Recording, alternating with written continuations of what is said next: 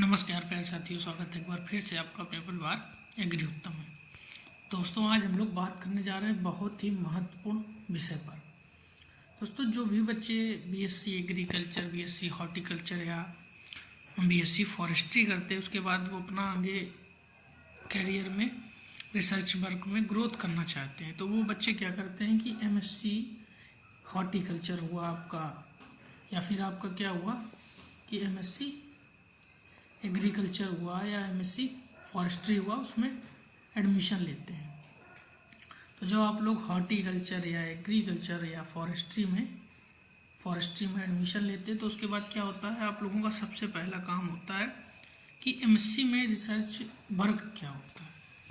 दोस्तों, जब आप एमएससी में एडमिशन लेंगे तो आपको सबसे पहले क्या करना होगा कि आपको कुछ सब्जेक्ट होंगे जिनकी आपको कंप्लीट स्टडी करनी होगी और उनको क्वालिफाई भी करना होगा।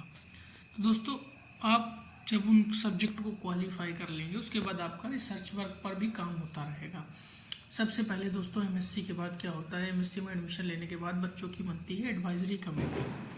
एडवाइजरी कमेटी में क्या होता है कि एक आपका मेन एडवाइज़र रहता है और बाकी उसमें 4 या 5 सपोर्टिंग एडवाइज़र रहते हैं। वैसे कि अब बेसिकली 3 एडवाइज़र रखे जाते हैं, कुल टोटल 4 एडवाइज़र रहते हैं। बाहर आप एक्सटर्नल भी एक एडवाइज़र रख सकते हैं, तो 5 एडवाइज़र आपके हो जाते हैं।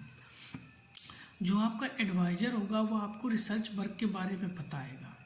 दोस्तों, रिसर्च वर्क क्या होता है, एक तरीके से शोध कार्य होता है, हम लोग अपनी भाषा में कह सकते हैं कि जैसे कोई नई जीपीवी वाले बच्चे हैं जो जीपीवी में एमएससी में एडमिशन लेते हैं, तो कोई नई वैरायटी आई, उसका जीनोटाइप है, उसके बारे में जानकारी प्राप्त करना, या उस जीनोटाइप का क्या परफॉर्मेंस है उसके बारे में स्टडी करना।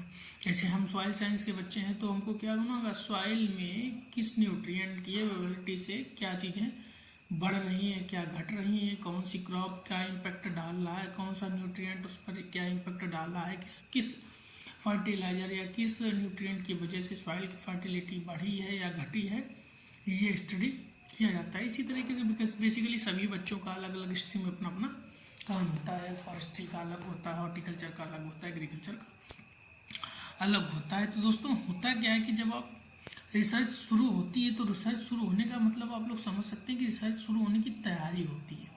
आपके सब्जेक्ट के साथ साथ में आपकी क्या होगी, सिनॉप्सिस बनेगी। जब आपकी सिनॉप्सिस बनेगी तो उसका एक टाइटल डिसाइड होगा। टाइटल डिसाइड होने के बाद उसके आपके कुछ ऑब्जेक्टिव डिसाइड होंगे। उन ऑब्जेक्टिव के अकॉर्डिंग आपका काम कराया जाएगा और जो वर्क होगा उसके अकॉर्डिंग आपकी रिसर्च आगे बढ़ेगी। जब आप लोग रिसर्च वर्क में काम करेंगे तो आपको कुछ पैरामीटर्स लेने होते हैं, उन पर काम करना होता है। उन्हीं का जो काम का निचोड़ निकलता है, एक्सट्रैक्शन निकलता है, उसी को हम लोग क्या कहते हैं, थीसिस कहते हैं। दोस्तों, थीसिस में आप अपने वर्क को एक्सप्लेन करते हैं कि आपने क्या काम किया था और आपके काम से क्या रिजल्ट निकला है और उसका क्या ही असर पड़ा है आपके काम में।